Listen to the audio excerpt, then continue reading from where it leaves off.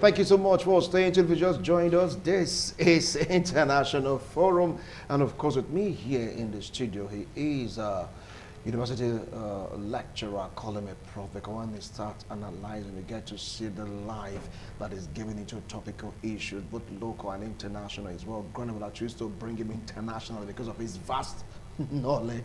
Join me to welcome Don Felix Osayeme. It's a pleasure having you join me this afternoon on this platform, Prof. Good afternoon, Wilson. Viewers at home, good afternoon and welcome to the program. All right. And of course, the vibrant young man you're saying, extreme, yes, left, political analyst, political affairs commentator, and entrepreneur, a politician. We talk about local and international politics. Is well, granted because he traveled so wide, you know, the culture or tradition of so many places around the world. So I believe you surely have an insight into this particular talk. Join me to welcome Honorable Etiosa Igebo, aka Sunny. How you doing? Fresh Prince. You know I'm going to add that to but it, I'm right? not, I've not, you know I'm going to add it to it. I've not lived in China, but yeah. Yeah, good afternoon, viewers. All right. So let us start off with you, Prof. Felix. You could see what is really happening. At first, all eyes were on the West. When we talk about tech, when we talk about military gadget, talk about anything, innovation, it's like all eyes were just on the US, its allies. But right now, after China's military parade of 2025, it's like the world is beginning to have a rethink of their mentality towards the US as the only country or the only nation on planet Earth that can really muzzle such military might. Now, what do you have to say about this? The assumption, I want to use that expression, there's an assumption that the military might in the world is centered in the West is erroneous. It is erroneous because military power in terms of global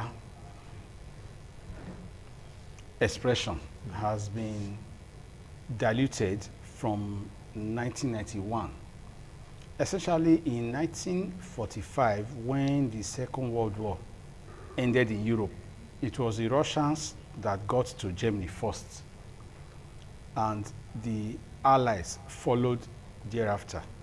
But the war continued in the Pacific theater, and that is where the US became the most powerful nation on earth because she was able to develop, deploy, and again utilize a second time the atomic bomb, specifically in Hiroshima and Nagasaki.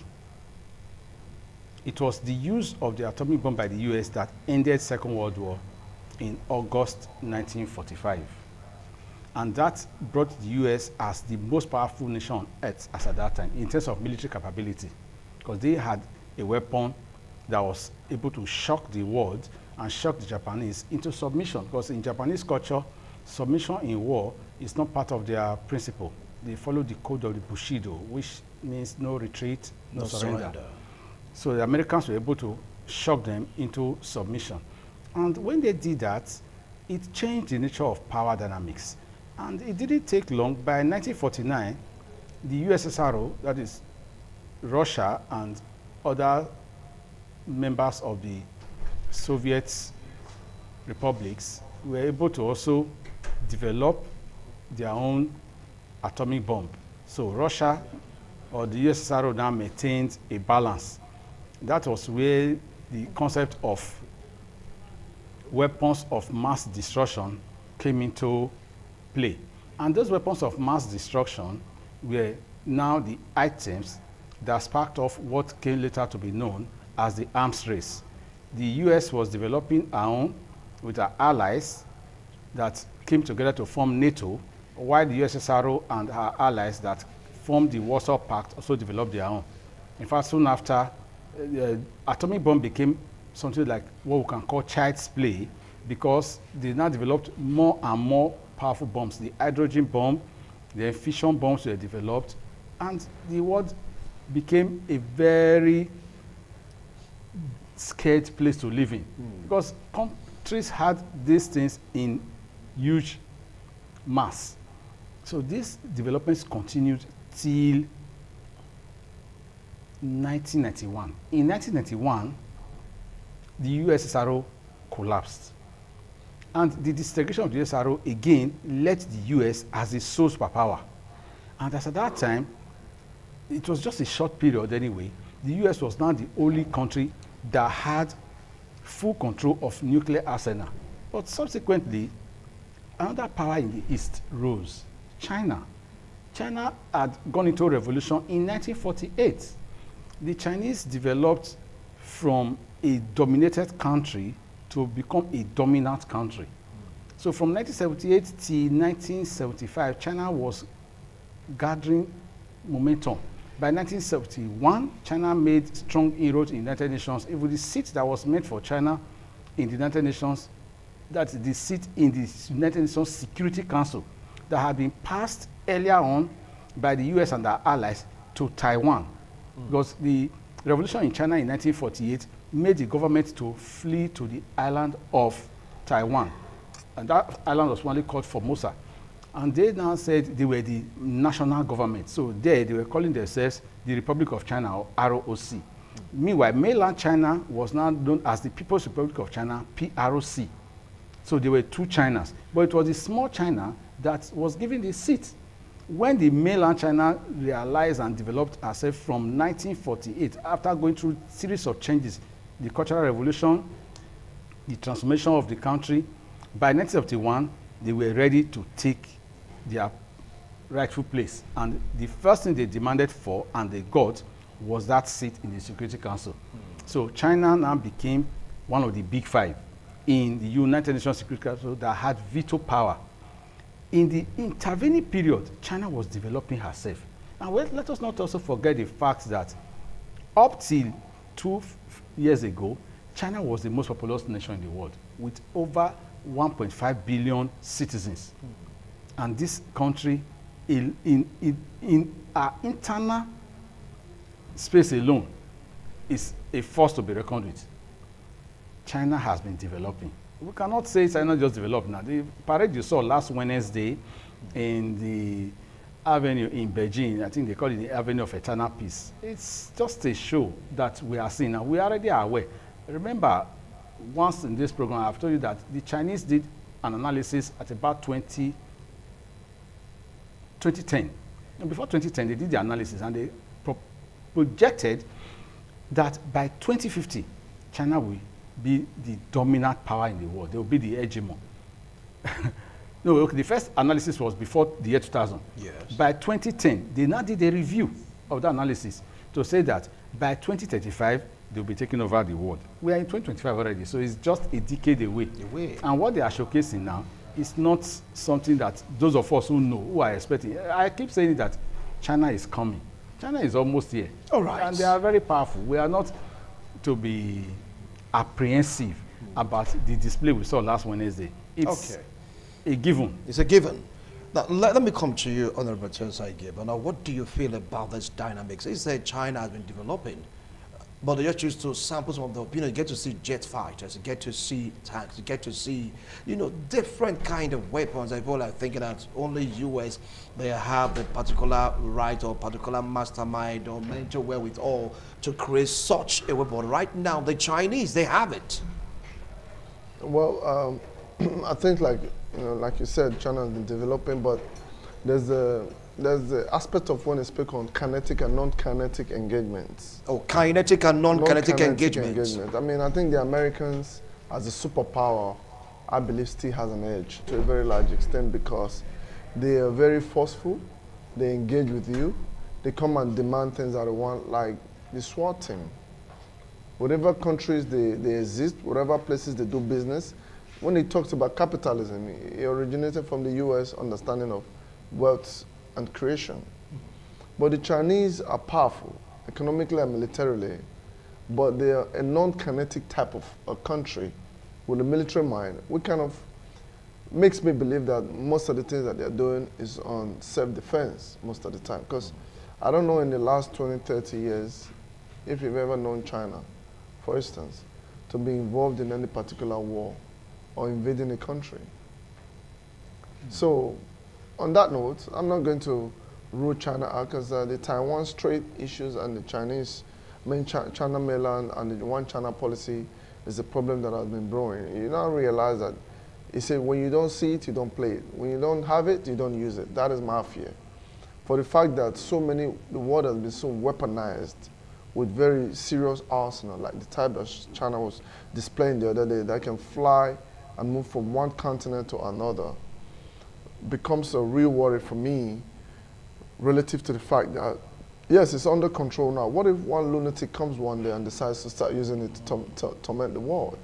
And this is why I actually enjoy or like the aspect of demilitarization of the nuclear arsenal and containing and existing in your own space. I don't think the current war between the eastern flank and Russia, Ukraine and Russia, has not helped creating a catalyst as to how these weapons are used to destroy what you built for so many years. I believe strongly that the US is still the world dominant power because of the technology abilities that they have, because of the interface with Europe. Europe is very strong as well. Whether you like it or not, if you go back to history and then look at the spread and the existence of world superpowers, you realize that at some point America became a superpower on the issues of the problems they have with Japan, that I mentioned with Fukushima and Nagasaki. And that war, if you go back and read the history, you realize that it was caused, in quotes, by economic problems. Because when Japan was a world superpower, they had a closed market system whereby they choose to deal with who they want to deal with, while the other countries rot in hunger. But the Americans as nationalists will say, well, I think you should open up your market. We should have a room to interface and engage with you and tap into your resources with mutual benefits, which by the time the Second World War started and when it dies down with the Adolf Hitler problems and the US came and had that interface with Japan, that was how the Bretton Woods system was established, where they pegged the dollar to gold. They say an ounce of gold at the time is X than amount of dollars. So the military warfare is directly attached and has a correlation with economic warfare. Today everybody knows that China has a lot of population. Everybody understands that the poverty level there has dropped dramatically. But don't forget that the Western countries, America and Europe, were way ahead of them. So no matter what the Chinese may have done today, that I believe they are on par with the West, because a lot of the technology that comes from the Western hemisphere is copied by China to a large extent, even if they do have their areas of specialties. In the overall abilities and inability, believe me, I strongly understand that the US is still the most powerful along those lines. For instance, if you look at the percentage of spread of the oceans on Earth is more than the occupied lands by humans. And these oceans around this Earth has had modern technology, like the submarines, the nuclear submarines, the torpedoes, the destroyers, and all these naval bases and establishments across the world. I can tell you today that the US has the most dominant and even closer to the east than the Chinese or the Russian might even be. After the collapse of the Soviet Union, I think Russia went into their space and be like, we'll hold on to the space while we build our arsenal. If we expand to the east, you have a problem with Russia. But with America, they were very comfortable in their own 51st states. They literally go elsewhere to even establish more military bases everywhere. So today, America has a huge edge, irrespective of what the Chinese would exhibit. The Europeans and the Americans are ahead of them. During the demilitarization, when the England and America, the Germans and the Spanish and whatnot, chooses to kind of demilitarize, for some reason, they slow down on some of the warships that they had. But that is just decommissioning of warships. They can equally just come back today and put these tools and ammunitions together, and then they can go back to where they were 10, 15 years ago. So for me, I do understand and worry about the more militarization of the world, and like what China was displaying that day. Because when you look at those weapons, they were all long-range weapons. Are they going to start coercing other smaller nations who are looking for economic survival, even if though we deal with our own internal problems, with some cases maybe corruption and proper implementation of policies to help make us a 21st state, and coerce us to join their interests like they did with Ukraine? Because I don't think if it was left to Ukraine alone, they would have had problems with the bigger brother. All right. So in all of this, I just feel that, yes, they are displaying their military might. Yes, they are showing that they have been able to really develop and now becoming a military-based country. But economically, they are good. But America is still stronger economically. The West is still very strong. And militarily, I think it would be very difficult to assume that China will become a superpower in a bipolar world that they want to create. All right, I'll come back to it. Well, you heard him. He said America and the Europeans, they are far ahead of China in terms of military might, in terms of whatever you want to measure it with. That China will still needs a lot of time to like meet up with the US or the Europeans when you talk about military might, from what you saw on Wednesday. Let me elaborate clearly that China is ready and they are going to take over. 2035 is not too far. Interestingly, we assume that China is copying from the West. The greatest inventions part of the greatest inventions that changed humanity came from China. Let's talk of gunpowder. It was Chinese that discovered gunpowder. Let's talk of paper. Even though we have papyrus in Egypt from ancient times, modern paper, writable paper, came from China. What about the compass? The compass changed navigation all over the world. It was the Chinese that discovered compass. Printing, that has aided the spread of knowledge in human terms, was discovered by the Chinese. And the Chinese have a long history of being very stoic. They don't show their feelings when they are acting. If you look at Xi Jinping, you cannot read his emotion from his face. You could see Trump at times. He will look sullen, he could look bright. If you look at Putin is almost looking like Xi Jinping because he also has this kind of ability to... That's poker face. You don't know what's happening. You don't happening. really know what's in his mind by looking at his face. But let us not get it wrong. Anacyclosis is a concept of history, which means empires rise and fall. The American Empire has reached, in fact, it's not the American Empire, it's the empire of the West. Because America took over from Great Britain. There was a time the British Empire was controlling the world. Then we used to describe the British Empire as the empire on which the sun never set. Why was that so? Because Britain spread from that small island in Europe, controlled America, owned Canada, had Falkland Island in Argentina, took major part of West Africa, took Egypt, had Sudan, took South Africa, had Tanganyika in East Africa, and Kenya, then owned India, took a slice of China, the place we call Hong Kong. Hong Kong, yeah. Owned Australia and New Zealand. So the sun does not rise and set on all these territories at once. That is why we describe the British Empire as the empire on which the sun never set. The sun eventually set on the British Empire at the end of 1945 because after two world wars, 1914 to 1918, then 1939 to 1945, the British Empire lost its steam. But they already bettered another empire, America. So the United States of America today is still the most powerful state on earth. You just hold on. We'll return after this break. You're going to continue with your explanation. Don't go away. We will be right back. All right, thank you. Oh, stay in tune if you just joined us. This is International Forum. So, Prof, you are making your analogy. Please continue from where you stopped. Yes, I said the Chinese, in terms of catching up, have been consistent in the build-up.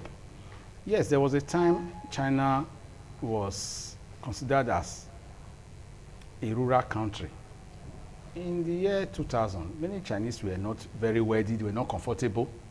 But 25 years down the road, the number of billionaires in China is way ahead of what we have in other parts because their population their productivity, their government system, the government system that was the same that they had in Russia, which was communist, has even changed. It has become the engine of change, the engine that is driving the growth of China. And in terms of military capability, the Chinese are doing very well for themselves. In fact, they are doing a lot of catch-up with the Americans now. In terms of research and development, America is still holding the aces. That's not in doubt. The Americans still have the B-2 bomber. They still have the longest fleet in display in terms of naval might right now. And when Ronald Reagan was the president of the US in the 90s, there was this SDI that American government developed. We call it the Strategic Defense Initiative. And that initiative was the one that projected that he who controls the skies, he who controls space, controls the sky, and he who controls outer space and the skies, controls the earth. That's why America built the most powerful air defense system in the world. America still has it today. But let us also know that technology is a continuum. And technology demands that you have to keep innovating. The American might in this area is not in doubt, but another is growing. And that's why I mentioned the concept of anacyclosis, which means that something is always coming to replace what exists. America is going to be replaced by China. It is not a matter of emotion or argument or feeling. It is a reality that will come. Just the way the Americans supplanted the British power by the virtue of the fact that Britain became exhausted after 2 world wars. The French were displaced in 1914 by Germany. In 1939, the French again were displaced by Germany. But Britain never fell to Germany in 1914 to 1918. Britain never fell to Germany in 1939 to 1945. But each time it was America that came to resolve the issue. That was why in 1917, when America entered First World War, she entered the First World War as an associated power and was able to use her might and her resources to change the tide of the war. In 1939, when Second World War started, America was not in the war. America entered the war in 1941 when they attacked Pearl Harbor, which was a Pacific fleet in the Far East, in the Pacific. Now, when America entered the war in 1941, again, the tide of the war changed, but they used the Allied system, whereby Winston Churchill of Great Britain, Franklin Roosevelt of the USA, and Joseph Stalin of USRO, they all met. They were the big three. And they agreed that in 1941, the Atlantic Charter, that they were going to make the world safe for democracy. The Chinese, as at that time, were not in the picture because China had not even become a recognized power, even though China had always been an interest to the West. That is why during the Opium War, it was the British and the other European powers that brought China down on her knees. The Chinese had a very elaborate imperial system. In fact, at a time, China and Japan were locked to the world. By co-discourse I mentioned just now, they had an internal system that was thriving. But it also changed with time. And today, the world is global. There's some technology you create today that another country cannot imitate within a short while. There's nothing like restriction on technological advancement. America has patented a lot of innovations. We are not denying that. America also has an edge today. That is not in doubt. But the projection initially said 2050 for China. The Chinese have reversed it now to say 2035. 15 years downwards. 50 years backwards. All right. And in 2025 that we are in today, look at the massive display last Wednesday. Some of the missiles that were on display are intercontinental missiles. Yes, Honorable Tosa said, why should they showcase? They will showcase it because that is power. And in international relations, there is tangible power, there's intangible power. The ones you see are tangible. There are some that you are not even seeing. In terms of research, China is doing very well. Electric vehicles, AI, they are moving. China has also been using subtle power, not hard military power that way America does to bring in air base or to bring in a military base or to bring in a fleet system, the one they call the aircraft carrier system. Yeah. No, that one is a naval fleet system. The Chinese are not using that one yet. The Chinese are giving countries loans. They are giving them investment. They are investing in countries. They are buying into the economy. And they are taking slices of countries smartly. It happened in East Africa. They have begun to seize what we call national assets. If you default on some of their so-called soft loans that they give you, Yeah, they they can seize take your your airports, assets. All they right. can take your railway system, but they are funding this thing, and they are insisting that it should be Chinese engineers that will do the work. They are insisting that not only will they do the work, they will have an agreement to manage these facilities for you, pending when you learn how to use them. And All right. in this regard, they are building into your consciousness, just the way cultural imperialism is part of Western domination of the world. We are speaking English right now. This is Western culture. I'm wearing English attire. This is Western. You are wearing a suit. It's Western. We are using telephone, earpiece, television sets, cameras developed in the West. That is integration of technology. We cannot develop most of these things. We acquire them. The Chinese they've also come to the point where today they are not only producing these items by themselves, they are now exporting same to others all over the world. So in the global system, the Chinese power does not need to be military, but they also have the military capability. That's why they have tangible and intangible elements of their power. I'll come back to you. I'll come back to you, Prof. Well, you heard him. He said no matter how you want to paint it, China is a force to reckon with. Take a look at the Asian Pacific. Yes, they're dominating. They talked about the sea. Because they want the US to stay clear. Want Japan to stay clear. Want those little countries, in quote right now, Vietnam, Thailand, to stay clear of some certain areas from the Pacific Ocean. They call it the South China Sea, and they can cut across or zoom across anywhere, showcasing that military might. Don't you think this should be a source of worry? No.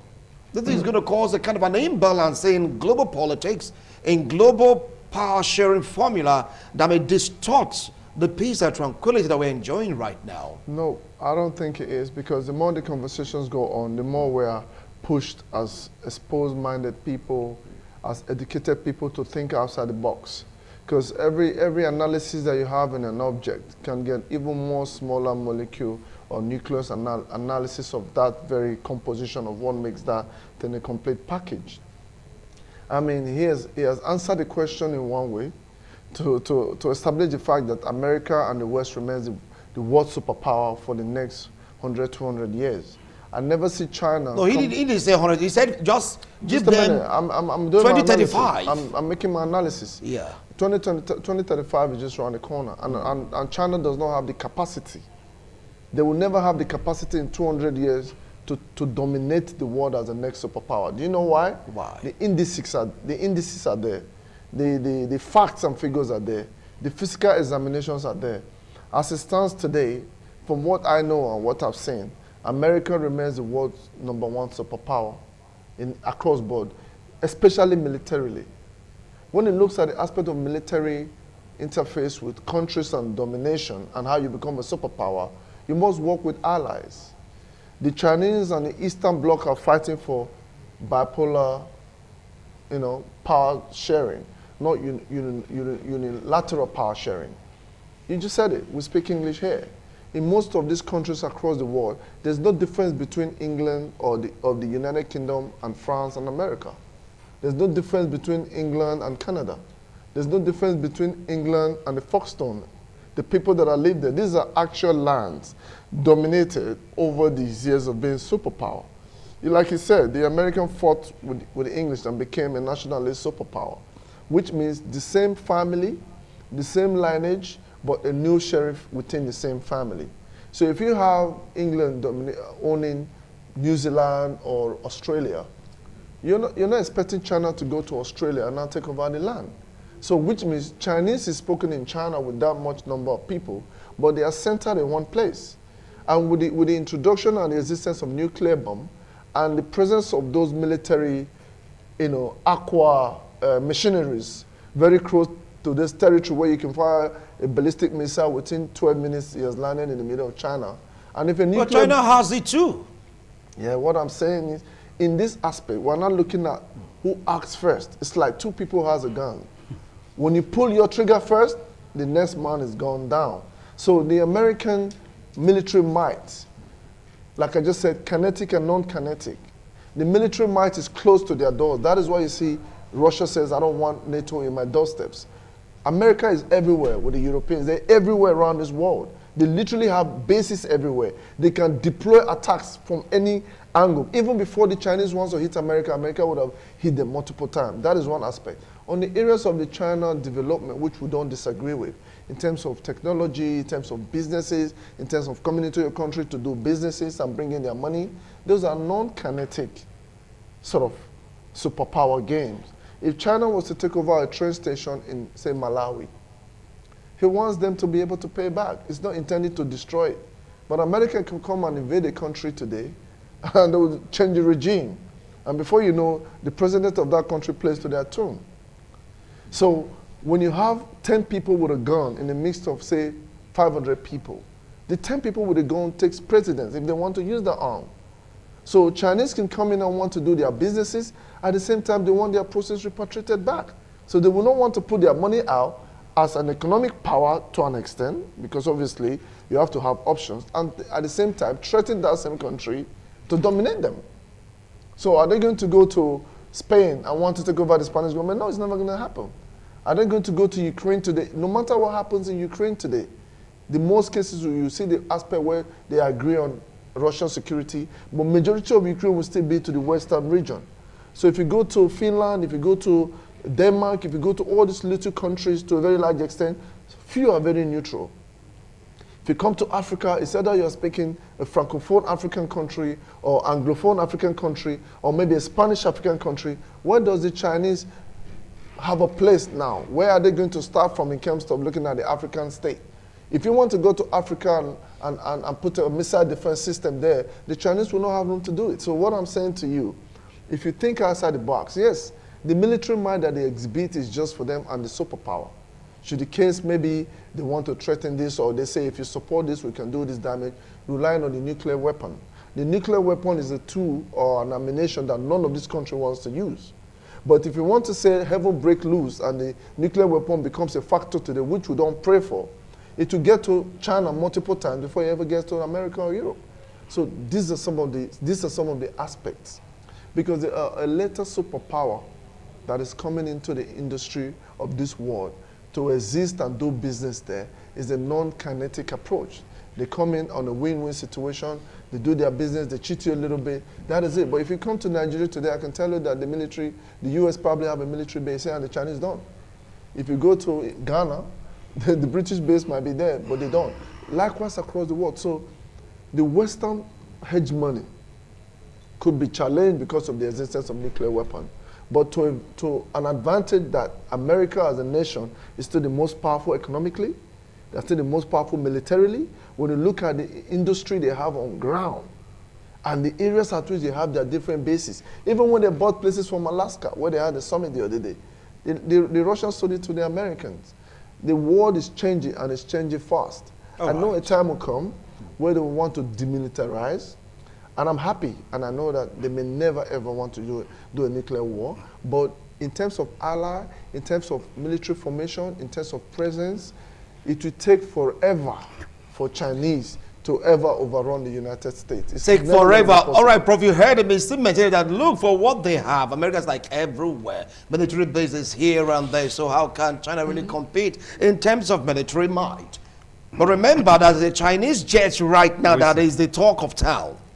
Anyway. I do not want to belabor this discussion. Yes. There is something we call bipolarity. Two sides. There's multipolarity. Right now, the word is not bipolar. The word is multipolar. Multipolar. And in multipolarity, which came up from 1991, because I told you, I said, for a short time when USRO disintegrated. Before that, it was bipolar. USRO disintegrated, now became unipolar. The US was only there. 1991, China was already existing as a very powerful state. Now, the concept of a superpower is a state that can reach anywhere in the world, in fact, in real time, not to say, let us start flying across. That's the point he made, which is correct. The US has that power. Russia also has that power. China has that power today. There are a lot of submarines that are quietly moving underwater. Let's not forget the Chinese balloon that appeared in the US space some time ago. Let us not forget the fact that Russia, China, and the US, they are always competing. And the competition is such that each one wants to showcase what he has over the other. And China is very reticent. They don't speak about their own. They only made that display for us to see that we are still doing these things that you think we are not doing. And let me also correct one impression. To talk of second strike capability, which you were alluding to just now, that if you strike, if the Chinese should deploy, America can reach China first. That is old thought. In fact, that is analog. That method ended way back in the 60s.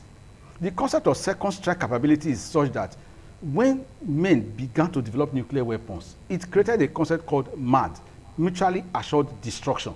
Mutually assured destruction. If you launch anything, you will not survive that launch. And you think China has it?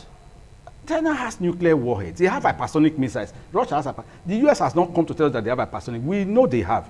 When we discussed that, I told you that I said US has these bunker busting bombs, the GBU-57 and GBU-62, that only the US has it. That Israel cannot do that to Iran. A week later, the US used it. Those things exist. Sometimes they don't bring them to public display. Now, the point we should quickly understand here is this. Nuclear weapons are in many countries. China is one of them. We do not want a nuclear war. It should not even happen. If it happens, nobody, but these big countries, they have safe havens for themselves. They have bunkers, they have underground storage systems that they have created. Because in strategic reasoning, you must anticipate that something can happen. We tend to be a bit religious here to say it's not our portion. Please let us know that it can happen. They are also creating international space stations to plan for alternatives in case Earth is polluted beyond human habitation, they will escape. When you are talking of SpaceX, space tourism, ISS, International Space Station, what are these things driving at? They are driving towards that possibility of getting another planet.